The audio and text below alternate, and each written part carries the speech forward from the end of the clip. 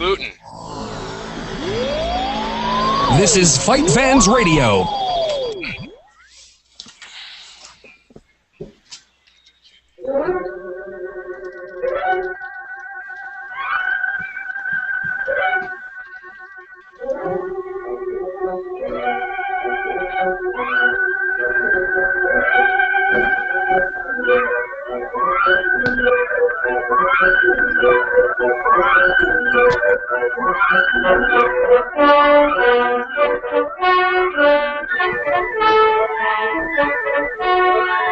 Yes! Yes! Yes!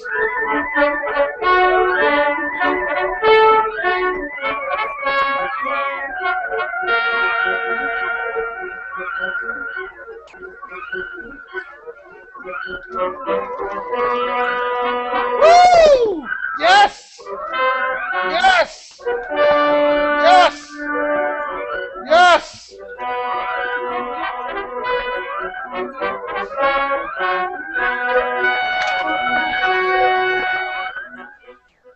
Hello, everybody. Welcome to another edition of Untethered MMA on Fight Fans Radio. It is June 27th, 2013. If you want to reach us, get a hold of us, you can do it in the live chat. You can also just kind of butt right in if you're hanging out. If you want to reach us on Twitter, you can reach me at It's Mike Fagan, Derek at Untethered Subo, and special guest and Bloody Elbow contributor, Matt Roth at Matt Roth 512.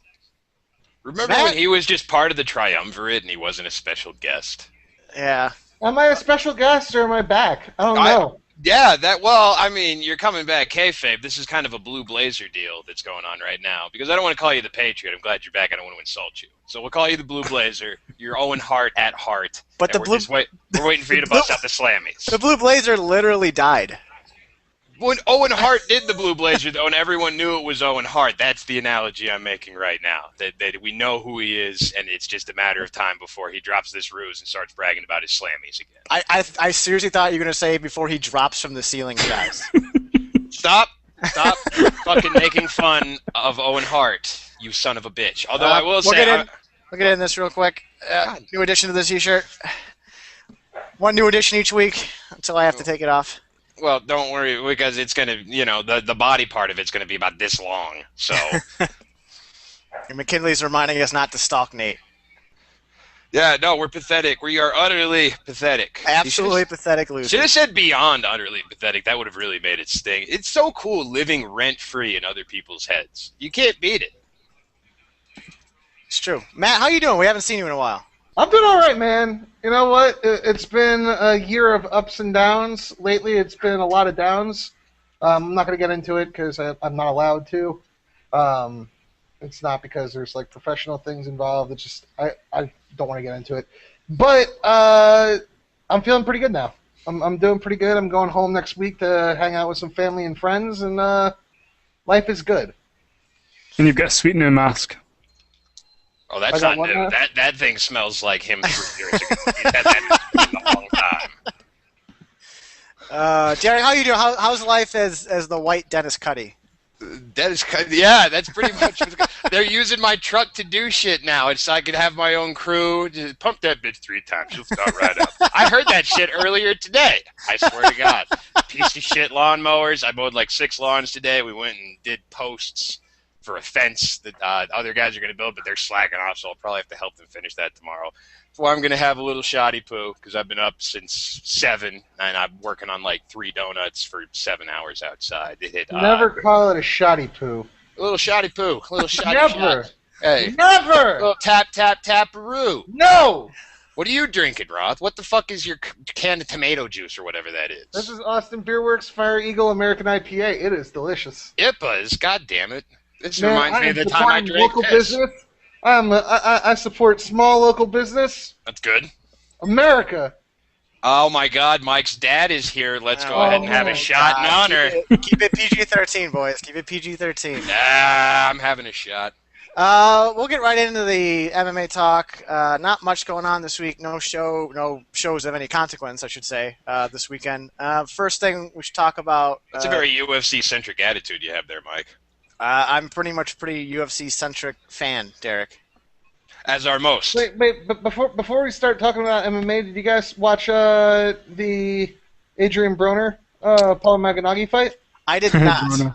I actually really like Broner, but it just seemed like a squash match to me, so I didn't bother. You would be surprised by how well Paulie did. He pretty much fought. He fought as well as he possibly could have, and Broner still beat him. But people were expecting Broner to steamroll him, and that's not what happened. Do you agree with that, Matthew? Well, I mean, the problem with Broner is that he allowed Malinagi basically to punch him as much as he wanted to. Adrian Broner, when he threw, he threw hard and landed. It was basically Paulie wore himself out, and then Adrian didn't fight back the way that we get used to fighters using that the shoulder roll defense, a la Floyd Mayweather. Adrian Broner didn't utilize that strategy, but I mean he handedly beat up Paul Maganagi. He landed the more shots of consequence, and everybody that was set. I mean, the Malinagi scorecard was absolutely laughable. The fight metric stat, or what CompuBox stats, Broner landed pretty much as many punches while throwing about half as many, so he was much more accurate. He landed more power punches. It was a clear win for him, and I want to see him again. But it wasn't the dominating performance that a lot of people thought it was going to be, and Paulie's not shot by any stretch of the imagination. The best part, though, was the post-fight of course it was. Yes, you do this, Rob. Interview, and Adrian Broner's like, I took his belt and his girl, and then Paul Malinagi gets so mad, gets in Adrian Broner's face and goes, what was it? Don't be talking about taking my side piece. Don't be talking about taking my side piece. You don't want to brag about taking a side piece. Don't brag about taking my side piece. It was amazing. Well, and then one of my good friends, we were talking in the group chat about the whitest people and how people are so white. The whitest person in the world is Jeremy Botter, one of my good friends, who after that said, "What's a side piece?" Never heard of the word. What? I feel like Matt Bishop might also be in the running for whitest person. Yeah, of all that's time. true. There are a few in MMA media that could be like Just most super white people. Michigan's a home of a lot of them. I mean, you hear Detroit, but there's a whole big swath of white surrounding. That's Detroit. true. What's a side piece? Matt, you mentioned during the Broner thing, Floyd Mayweather. Have you guys been following the media tour that him and Canelo Alvarez have been doing? It sounds bonkers wherever they've gone. I know they were in Chicago, I think yesterday or today. I wasn't able to go, but it sounds like everywhere they go, the crowd is just really riled up. There's a pretty good draw. They sold out the tickets for the event within 24 hours. So, And expensive tickets. yeah, I think the cheapest ticket was a couple $350 $100. $350 is the cheapest ticket. Gee. I'm kind of trepidatious about buying something at that price.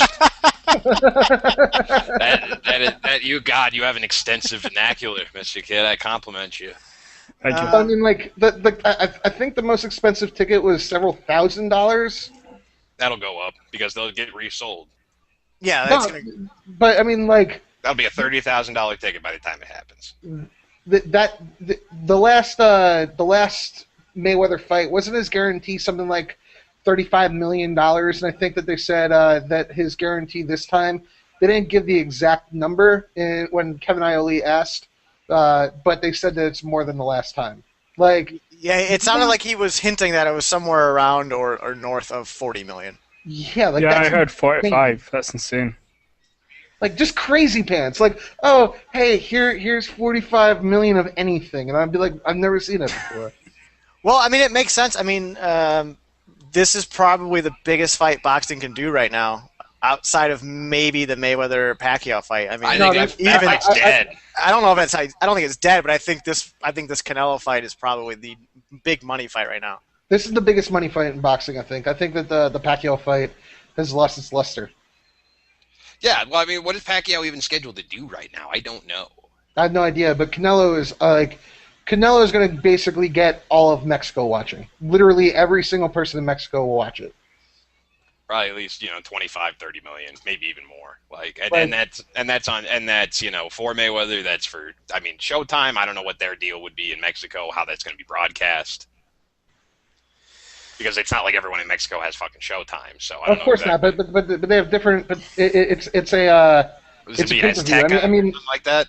yeah, I mean it's a pay-per-view. The crazy thing, like kind of going back to Broner, like just putting in everything in perspective, like with MMA versus boxing, because remember when kind of bringing everything backwards a little bit, when Strikeforce's deal wasn't renewed with Showtime, and people started talking about bringing Invicta on to Showtime or one of the other promotions, like that Adrian Broner Paul Malignaggi fight, that did 1.4 million viewers on Showtime.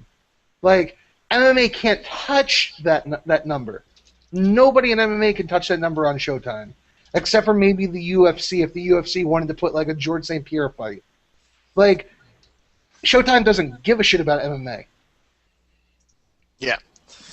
Steven Espinoza keeps hinting that he does it. Oh, it's not inconceivable. A lot of things aren't inconceivable. That doesn't mean you're going to fucking lose money on MMA again. I think Showtime's done they can make more. They'll get the same amount of viewers on a Saturday or Friday night showing Weeds reruns as they would showing Invicta.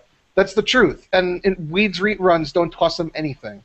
McKinley in the chat asking if Jones Silva would do $1.5 million. I'm assuming he means buys, pay-per-view buys. Pay-per-view buys, not even close. I don't know. 1.6 is I think 1.6 is a hard ceiling. I don't really see anything touching that, but I think Jones Silva would probably be the biggest fight since 100 in terms of pay-per-view buys, and we've seen a couple million buys since then. I don't think it does 1.5 million. It depends what the core is. I mean, if they do a double title header, I think they could probably do 1.5 again. Do you think it does 1.2? If it also depends on the time of year. If it's a New Year's Eve card, if it's a Super Bowl card, if it's a 4th of July card, it'll have an extra pop to it as well. Yeah, I think Jones Silva is guaranteed to do $1 million for sure. It's just what's the ceiling on it? I think that depends on the rest of the card. I think, like Ian was saying, if you put a title fight in the second rung of it, or if you put two guys that are known and popular, then maybe you can squeeze another couple 100,000 out of it. And if they plan on really doing that fight in Dallas Stadium and really just packing that card like 100, I think 1.3, 1.4 is probably the over/under, and I think 1.6 or 1.5 is doable. No, it's not possible. Why is that not possible? like, what was it, 1.45 at 100? No, 100 was 1.6. That's the record, UFC 100. 1.6 million. That was a hell of a ceiling, and I think Brock did over $1 million like 3 times. I think the ceiling for Jones Silva, realistically, is probably 1.3. I'd probably go with that too. But I think it does $1 million. I'd say that's a realistic number. I think that if you're going above it, then that's a reach. Some people talking about 1.7, 1.6. That's crazy to me.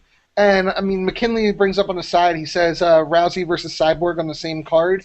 There's no way that they would do that because that's killing another pay-per-view, and they wouldn't do that. Well, they did it at UFC 100. They put GSP in a co-main slot. Yeah, and that killed the rest of their year. Did it? I thought that was one of their biggest years. Ah. They did. I thought they did almost $1 million right afterwards with what was it, Anderson, and was it the Anderson Forrest fight? Yep, Anderson Forrest. And then after that, the problem is that if you're going to stack a card like that with two, like, Ronda's good right now. I mean, her first fight against Carmouche did what? 600, I think. I thought it was like that was on free TV, was it not? No. It was a pay-per-view. They headlined, and I think it did more than they thought it would. I think it did 450,000 buys on that card. And it did 450 according to MMA payout. Through Meltzer. So I think they're realistic. I mean, they're not going to sacrifice the biggest women's MMA fight. I think that maybe they would do like a Ben Henderson fight on that instead, because they're not going to kill an actual pay-per-view draw in Rousey Cyborg. They wouldn't double them up. Yeah, they're going to make more splitting those fights up. You would not have Rousey as a co-main event right now because she's shown she can carry a card by herself. And right now they're looking at like something close to 38 cards this year. maybe more. The UFC's not doing those stacked events the way that we were used to with like, two huge title fights and then a very, very good fight between Michael Bisping and Dan Henderson. That shit's not happening anymore. Well, Realistically, it's just not happening. Well, I think you'll see it a couple times a year. I think that you'll still see a New Year's Eve kind of a blowout card where you might see like a UFC 92 or 3, I believe it was, that had 2 title fights and a big kind of number 1 contenders-ish in the 3rd fight. I think that'll happen occasionally throughout the years, but it's not going to be every event. And the other ones that do it, if you do 300,000 15 times a year, that's better than doing 1 million 4 times. It adds up correctly if you just as long as you keep it on an even keel and you keep filling the cards out as well as you can with either title fights or number 1 contenders fights at the top of the pay-per-views. And they have enough divisions now where that's pretty much sustainable on an almost monthly basis, even more frequently. Here's my question. If Dana White loses his fucking mind, Dana White and Lorenzo go nuts and just try and stack a card as much as possible. Imagining the world's going to end and they can use all their best fighters. What's the absolute ceiling for a UFC pay-per-view? Probably 1.7, 1.8. Realistically. I could see 2. I could see 2. I could see 2 with the right Canadian / WrestleMania. Here's the thing. Like, WrestleMania doesn't break that. I know, and only a few boxing fights have ever hit 2 million, but 1.6 was a hell of a number, and it had a George St. Pierre fight on it, which helped. But I think if you combine a Canadian card buying extravaganza like with George St. Pierre and a legitimate Brazilian contender, because not a lot of people thought Thiago Alvarez had a fucking prayer in that fight, but if you can add a bunch of international buys and just get 300,000 or 400,000 extra to the peak that we've already set in America and Canada, then I think you can hit 2 million if you do it right. Well, also, we're also forgetting too. If you just stack your card with your top draws, that includes Cain Velasquez, who is going to be drawing in the Mexican / Hispanic market. I mean, I really think 2 million, if you really just stack it with all of your stars, is again, it's being generous, it's being optimistic. Who's a bigger crossover star though? Who's more well known, The Rock or Cain Velasquez? Realistically, I mean, how many people that are familiar with The Rock through his movies are going to buy wrestling pay-per-views though? That's why WrestleMania does well. The past 2 years is because of Rock Cena. How much better is it doing than it was the 2 years before Rock? Like 150, 200,000 more, I think. Well, is that from 6 to 8, or is that from 8 to 1 million? Because it's gone from 1 to 1.2. Okay, so it's a less than 20% bump. 1.2 to 1.5. I mean, like realistically, and this is all bullshit. Like all bullshit aside, we're talking about a relatively niche sport in MMA, where you're trying to compare the celebrities of George St. Pierre and Anderson Silva and John Jones to Brock Lesnar and The Rock and The Undertaker. I'm going to be honest, I think that you're the maximum, if they stack the card with all their biggest stars, I think the UFC maybe does 1.7, maybe, and that's a stretch. I don't know. You also have to take into account that 20 years ago, when these records were being set, Tyson was setting the records with the 2 million buys. I think the last 2 million buy fight was him against Lennox Lewis. Nobody was streaming cards back then. And there were people that had black boxes that you could illegally get pay-per-views from, but it was nothing like just having it at your fingertips, being able to Google it and have 50 links come up in front of you. In addition to that, there's just also more entertainment options. I mean, back 20 years ago with Tyson, like you didn't have as much access to large cable packages as you do now.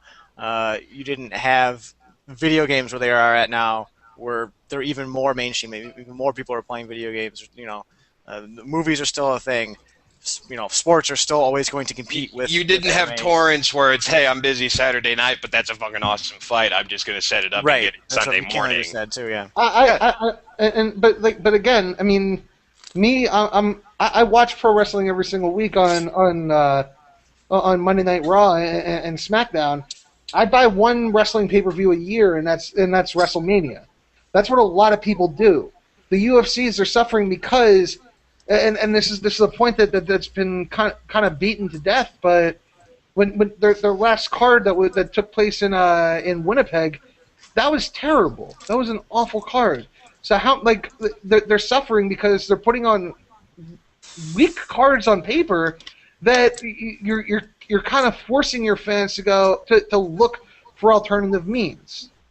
Well, it's unfortunate that it's not like the WWE where they can't just throw everybody out every week or two, whether they're fucking injured and they shoot them up with horse steroids and shit, and they can script the outcomes. It's a fucking sport, so there's an unavoidable aspect of these weak cards when people are injured and people pull out fights, etc. But the problem is that even with injuries, and the injuries obviously do happen, we're seeing, because of the fact that they're running 38 to 40 cards a year, you're looking at pretty weak cards. Subo's gone. Pretty weak cards. I mean, even if all things considered, all injuries aside, if you have 40 cards to fill, you're killing yourself. You're shooting yourself in the foot. That's really what it is, because you have to fill up 40 cards. Fucking Chris Weidman fought last year on Fuel TV against Mark Munoz. Really? Last thing I want to say about this before we move on, if we go back last year, and we'll include the UFC 147, which took place June 23rd of last year, that was the worst show in a long time. That was 140,000 buys. But after that, you get 925,000 with Silva, Son, and 2. You have a couple bad shows with Faber Barao and Henderson Edgar, which did 230 and 190. But then you get 450, 410, 700, 590, 330, 450, 900, 550. I think the UFC is pretty healthy with their pay-per-view buys right now. I mean, they do 330 with Jose Aldo and Frankie Edgar, neither of whom are much of a draw, and that's sort of their low end since the Jones Henderson cancellation. I think the point that I'm making is that even when you have injuries, when we were getting. I mean, you go back to 2005 or earlier, like, you had Evan Tanner fighting on the undercard. Like, Evan Tanner fighting on the undercard, and it's just not happening anymore because you have so many goddamn people that you need to put on cards. That's really what it is. It's that because they're running so many events, they're kind of shooting themselves in the foot. We'll leave it there. I want to move on. We're getting into our first scheduled topic, 23 minutes in. I'm assuming you've heard this quote from Tim Kennedy, Matt. I'll read it here. It's pathetic that so many fighters have to have other jobs. I'm one of the 3% of the guys in the whole entire sport, and it would be slim pickings to survive off what I make in fighting. It's a good thing that I have another job because the UFC doesn't pay very well. Anybody who accepts fighters being overpaid as a reality of the sport is sad and pathetic. I hope this isn't the reality of the sport. If it is, I should probably go do something else, like empty trash cans. I'd make more money than I do now. He went on to break down what he makes. He said coming up at UFC 162, he's due around $55,000 with a bonus that could be up to $70,000. But with the expenses of his camp, medicals, and fight team, he'd only pocket about $20,000 before taxes. And he revealed he spends about 13% of that on gym fees, 12% on nutrition, 10% to his manager, 10% to his coach, 8% on camp lodging, 3% for fight medicals, and 3% on equipment. In total, that's 59% of his fight purse before tax is deducted. Thoughts? There's two ways to look at it, and I'll give the unpopular opinion first, and then I'll talk about his perspective. The unpopular one is, look, man, no one's forcing you to fight. Really, like that's the reality of it. If you can make more money elsewhere doing something else, do it. That's just the truth of the matter. If you think that you're wasting your time and that the UFC is cheating you and that they're not paying you better enough and that your time's worth more and there's no reason to do this, do it. Do something else. That's the reality. No one's forcing you to fight. And I think that's why a lot of people if you read the Bloody Elbow comments, a lot of people we're kind of like, well, fuck Tim Kennedy. The reality is, like, look, you're over a 2-year time, he made something like $250,000. How many people, how many Americans can say that they make $250,000 in 2 years? Not many. Well, I want to interject before you go any further. I think the important thing when we're discussing how much a guy made, when you say a guy made $250,000 or $250,000, it's like looking at a business and saying they brought in $250,000 in revenue and not considering the cost of the business. Of course. Part of what Kennedy is talking about is that there's a huge cost in, the money he makes doesn't go straight to his pocket. He has to pay that out to other people he's responsible for. So, but at the same time, I agree. I do agree with your overall point, and I agree with that sort of unpopular sentiment that you chose this profession. That's something you got to deal with. But I do think it's unfair just to point to, look, you made this much money that we know about. I mean, he may or may not have made more. To point to that without considering, just pointing out that $250,000 number doesn't really mean much without considering his expenses.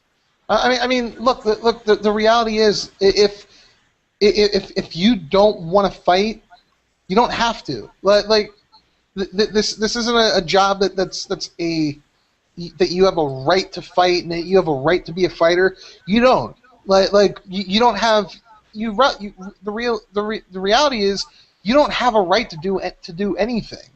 If Tim Kennedy doesn't like the money that he's making, like, sorry, bro, find something else. Go back to the military, and that's the reality. Like that's not me being an asshole. That's just me saying that's life. If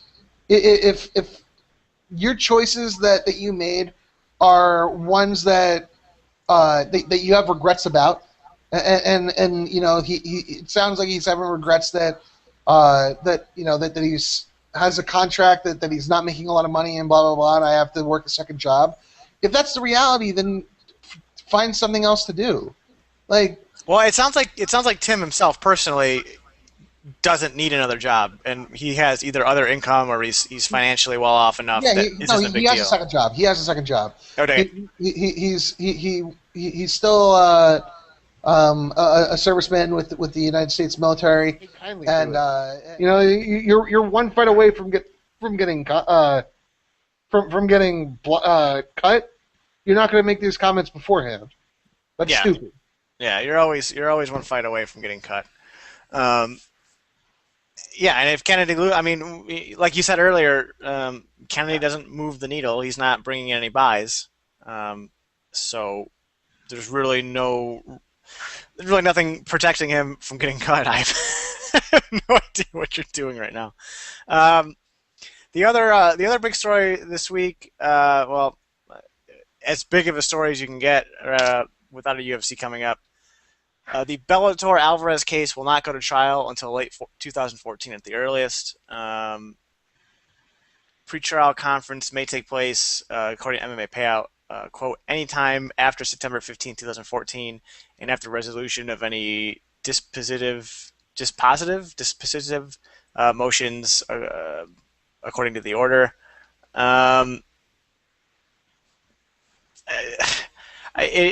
I don't understand what Alvarez is doing here. At this point, if this ends in late 2014, it'll be almost 2 years between fights.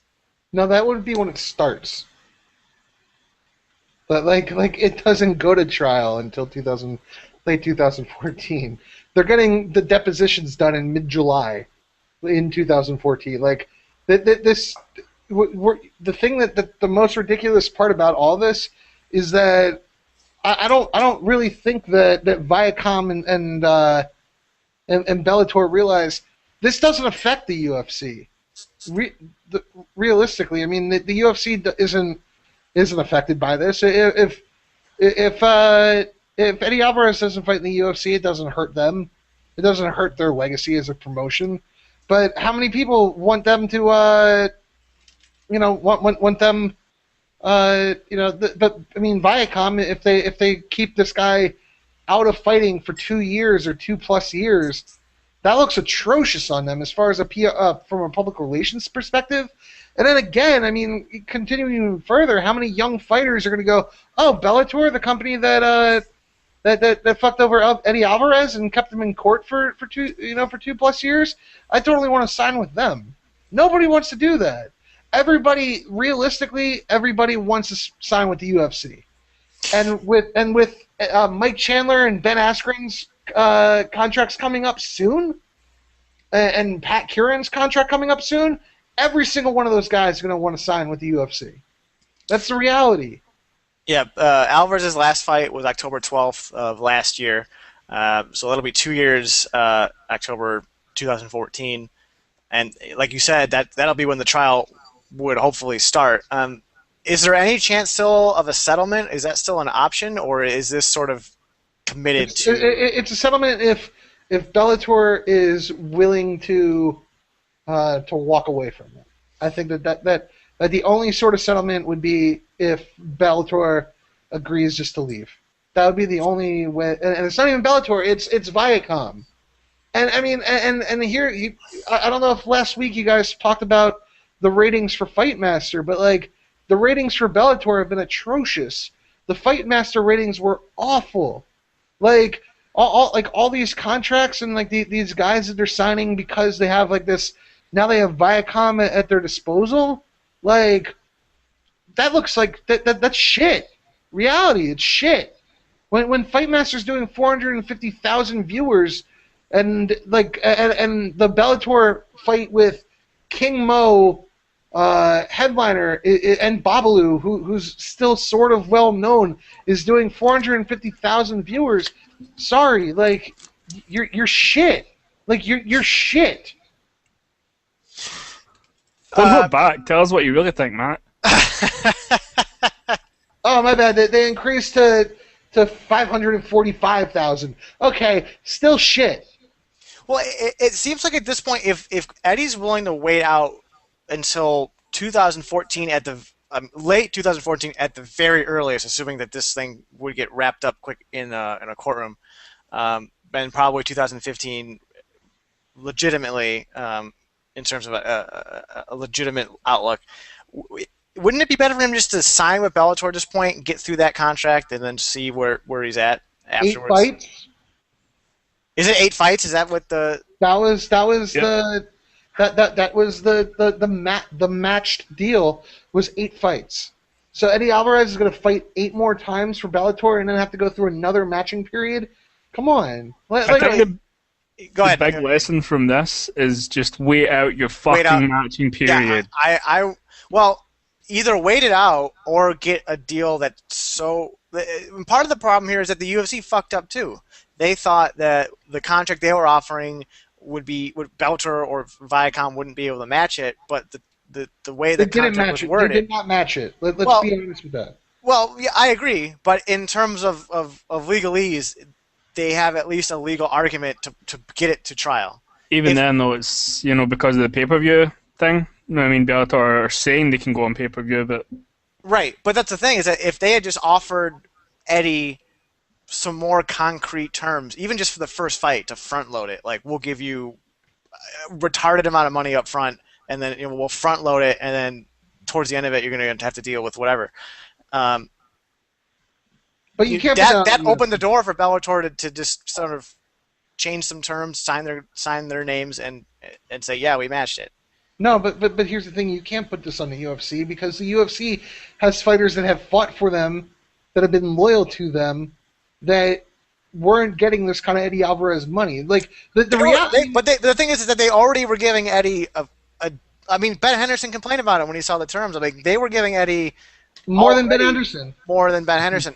What I'm saying is that if they had just for that first fight or those first 2 fights had just stacked his either monetary compensation, his guarantee, like, give him 6 figures up front, and then in the back end of it sort of trail it off and have him sort of sink or swim on pay-per-view. There's a risk in that, just like there was a risk in signing Lombard, but now and again for them though, I mean, they don't need Eddie Alvarez. They don't. I think they never what I might did. have done. There you go. Go ahead. Yep. Go ahead, Ian. Alright, I think what I might have done is just taken what I'd expect to pay Alvarez in pay-per-view cut. Like, it's only going to be like $500,000-$600,000 even if he gets the pay-per-view cut.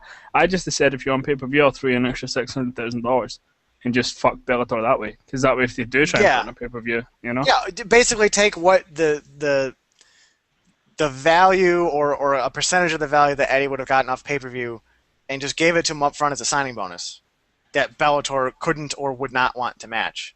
Yeah. But here's the thing. I mean, Eddie Alvarez's case, everything else aside, probably also one of the most important things to happen in MMA, because like Mike Chandler wants that same deal next time. Right. Yeah. Pat Kieran wants that same deal. Ben Askren wants that same deal. They all want this same big money that you offered a non-champion. And so Bellator, they kind of fucked at Eddie Alvarez. They also fucked themselves.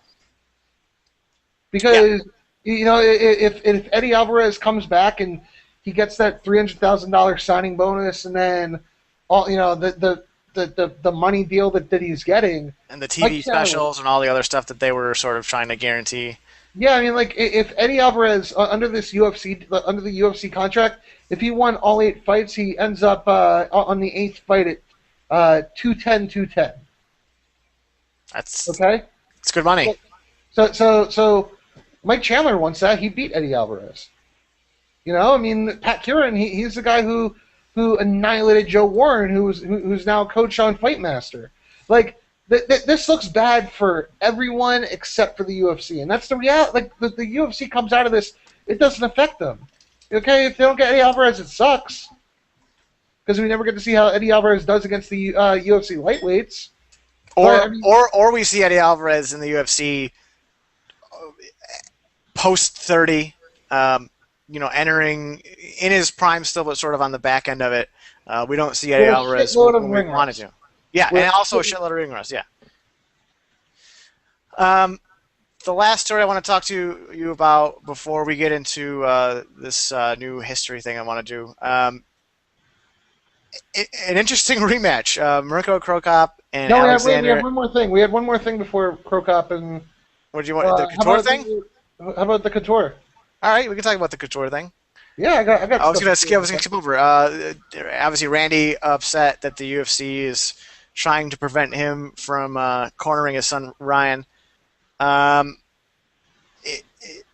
first thing I want to ask you, is this an issue that only that the UFC can control, or is he going to be able to be protected by the commission, and the commission can sort of step in and say, well, he's a licensed cornerman, he can corner this guy? I think the UFC can control it. Especially if they do all of Ryan's fights overseas. You don't think? Oh, in the sense that they would be the commission at that point, and then they could deny him the license. Yeah, of course. And I mean, let's go beyond that. Let's talk about Randy and the UFC. Randy went ahead and he got out of his UFC contract under false pretenses. Where he was going to be a commentator on Fuel TV and Fox, and he gave him an excuse, saying, I can't remember what it was. Maybe somebody watching remembers, but he gave him an excuse, and then he signs his contract with Viacom. Randy Couture is not a loyal person. This is the guy that said that he retired on a contract that had fights left on it, because he wanted to fight Fedor Emelianenko for a different promotion. Like, Randy Couture is not a good guy. Like, awful human being. I have no pity for him. I feel bad that his son's getting caught up in it. Like, it sucks for Ryan, but, like, you're the son of not a good person. I don't know if I'd call him a bad person. I think he's a flawed person. He's not Aaron Hernandez. No, Aaron Hernandez is a bad person. Yeah, Aaron Hernandez is a bad dude. He's not awful for wanting to make money, McKinley, but he's awful for doing it under false pretenses and not being honest. If Randy Couture shoots 3 people in the face tomorrow, you're going to feel so stupid, Mike Kagan. Oh, when he gets arrested for murdering people? Yeah. Find out that Randy's just been murdering hookers in Vegas. Wouldn't surprise me. Would it not surprise me? All right. Well, now we'll get to the Cro Cop Emelianenko. Cro Cop rematching and Emelianenko, not the one that we all want to see. Well, I don't know if we would want to see that at this point. You know what? This is obviously stupid. It's a stupid fight, but I'll probably watch it. Guilty pleasure. I'll probably watch it. Yep. I mean, do you want to see Cro Cop fight? Do you want to see Alex Emelianenko fight? Didn't he lose his last fight? Didn't he beat Bob Sapp? No, yeah, he beat Bob Sapp. He lost to Jeff Monson. Didn't he lose a fight with a hepatitis test? Well, allegedly. That's still so weird that like it's been rumored for so long, and there's been he keeps denying it, but I haven't seen any proof that he doesn't have hepatitis. That's why if you get tattoos, kids, you don't get them done in prison. Also, Mookie saying Alexander versus Hep C is more interesting than Cro Cop in MMA again. I thought it was Hep B. I thought he had hepatitis B. Which hepatitis B, from what I read, I believe, just sort of spontaneously goes away. In most cases, sometimes you can treat it or you have to treat it. But from what I've read, it just sort of stops affecting you. Hep C's pound for pound way tougher than Hep B anyway. All right, Matt. I was hoping to do this with Derek, at least for one of these fights. But what we're going to start doing is going through MMA history over the last week. NYID 07 on Twitter, or Nick Yadaris, was saying that we should call this segment "Remember This Shit," which I think is pretty appropriate. So I'm gonna go through a list. There's 5 fights here, or 5 events in MMA history that happened over the past week. The 15th anniversary of Pride 3, which had Sakuraba and Carlos Newton, which is one of the first. That was my Sakuraba impression. Sorry. Which is one of the first sort of fights in MMA that really showed you what grappling can look like in MMA. Can I just say that's literally my favorite fight of all time? Really? Is it really? Yep. Really? Favorite That's awesome. fight of all time, Sakuraba Newton. It's the only one on the list that I really didn't have a chance to watch before, but I remember watching it recently, and it's enjoyable. I mean, it's good. Wait! When did Sakuraba fight Emmanuel Newton? Emmanuel Newton? Oh, fuck off! Fuck off! This is also the 5th anniversary of Evan Tanner's last MMA fight. It was Tough 7 against Kendall Grove. I watched that as we were getting into the show, and the thing I remember about it then and rewatching it now, it's just sort of an average fight. But watching it then, I just remember thinking Evan Tanner's old, and he doesn't belong in the UFC anymore. I remember at that time I thought that Evan Tanner won it. But I mean, like, I've always been a huge Evan Tanner fan, and like he was my favorite fighter for quite a long time. So when he fought Kendall Grove, maybe I just had those goggles on where I thought that he beat Kendall Grove. Watching it again, it wasn't a great fight, but I mean Tanner. I agree. He looked old. That was just he wasn't the man that he was. I'm really surprised, and maybe I missed something, but I was really surprised that no one really wrote about it. Since he was, especially for people that have been fans of the sport for a long time, he was a guy that was sort of beloved, and I was surprised that no one really brought it up. I'm assuming, being the 5th year since his death, that when that comes up, someone will write something about it.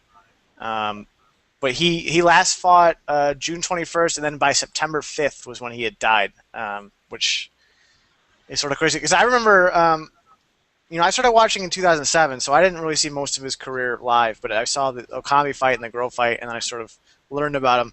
But I remember he had that fight with Grove. I remember when he went out on that trip, and people sort of joked about, maybe he's going to get lost in the desert and die, and then he did get lost in the desert and die. And it seemed, not that you ever want to celebrate a death like this, but it seemed appropriate for Evan Tanner and his life story. Yeah, I mean, like it's an appropriate way for a guy like that to go out. I mean, I remember his death, and I remember reading about it and watching Inside MMA, and that was awful because I used to read about his blog. I used to read his blogs that he was putting on MySpace, and then he was also writing for Spike TV at the time too. So he had blogs on Spike.com. Like, I really enjoyed his fights, and I enjoyed his writing, and again, maybe I had the Evan Tanner fan goggles on, but I thought that he beat Kendall Grove, but looking back, he looked really, really old in that fight. Not the guy that I remembered. Yeah. Also, the 11th anniversary of Pride 21. The notable things from Pride 21 were the Pride debuts of Fedor Emelianenko and Anderson Silva, and also was the most amazing fight of all time, Don Fry and Yoshihiro Takayama. One thing about the Takayama Fry fight, obviously it's enjoyable to watch. It's one of the most fun fights of all time. I want to be very specific when I say the word work. It's hard for me to imagine that two guys that were so entwined with the pro wrestling scene in Japan, that initial just fuck it, we're gonna throw punches wasn't sort of a handshake agreement before the fight. I don't know. I don't know, and I don't want to say that that's what happened, because that's to me again, like, I love that fight. Like just the fact that two guys just like went into collar ties and just uppercutted the shit out of each other and threw hooks at each other's heads. That's such a fun fight to me. I don't want to imagine that that's what happened. Probably what happened. But, but I don't want to say it. So that was off the record.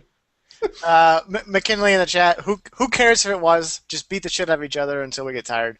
Imagine if UFC fighters did that. Lower tier guys would be stars.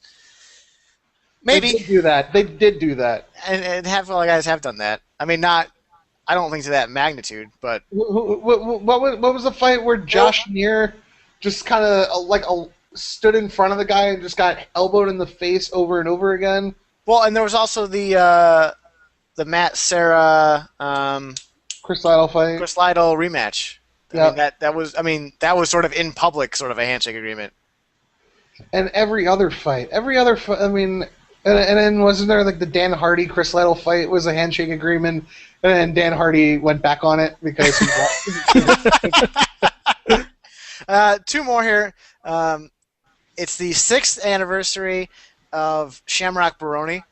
The thing that I found most interesting rewatching that today was I forgot that not only did Bill Goldberg was on color commentary, but Jake Glazer was a part of that show. There was a 3-man booth with Glazer, Goldberg, and Mauro Ranallo. I just want to say, when you first said that, I thought you said Jake Laser, and that's just such a better name. Like, I hope somewhere out there's a guy called Jake Laser, and he goes into pro wrestling. Wait, like his name is Jake Laser? Yeah. Man, Bill Goldberg was probably the best thing to happen to MMA ever. I remember at the time not minding him so much, but rewatching that, it was sort of brutal. No, but like, wait, remember, because we're probably eventually going to talk about it eventually, but the first Elite XC show, and that they were talking about how it was the commentary booth was originally going to be Mario Lopez and you remember this or no? Or my No, I didn't remember this. I vaguely remember this, yeah. And like Mario Lopez was supposed to be involved in Elite XC, and then like somebody did like an interview with him about MMA, and he had no idea, no idea what was going on, and somebody at Showtime or within Pro Elite was like, not having that AC guy. Slater could have been pound for pound one of the best wrestlers in the world, man. I'm not going to hear shit against Mario Lopez. AC Slater could have been a stud. There was another Was a legend. There was another interesting angle on this fight that I didn't realize or I didn't remember. Morrow at the beginning of the fight mentioned that on the EliteXC.com poll, 59% of people took Baroni, and then that sort of spurred me to check the betting lines. Baroni was actually the favorite in this fight. It was close. It was close to even, but Baroni was like a minus 120, minus 130 favorite. Over Shamrock? Over Shamrock. You got to remember, at the time, Shamrock only had a couple fights. He fought Cesar Gracie and then Henzo, and he didn't look terribly great. And Phil Baroni is the best ever. He's the New York Badass. He's the best ever. Ever. Ever. And it's also I'm the man. It's also kind of crazy that Linlin, you're next. After Baroni, Shamrock only fought twice more. He fought Kung Lee, and then he fought Nick Diaz. For some reason in my mind, it seemed like he fought more for Strikeforce in that time period. Nope. Shamrock was basically retired by then, let's be honest. Like, even before the Baroni fight. Well, I mean, before he fought Cesar Gracie and came out, he had been out of the game for 3 years. Yeah, he never really got back into it. The last old fight, and I really wish Derek was here. This is sort of his fight. This week was the third anniversary, and that's sort of crazy to think about. It was the third anniversary of Fabricio Verdum upsetting Fedor Emelianenko. That's nuts. It wasn't that important.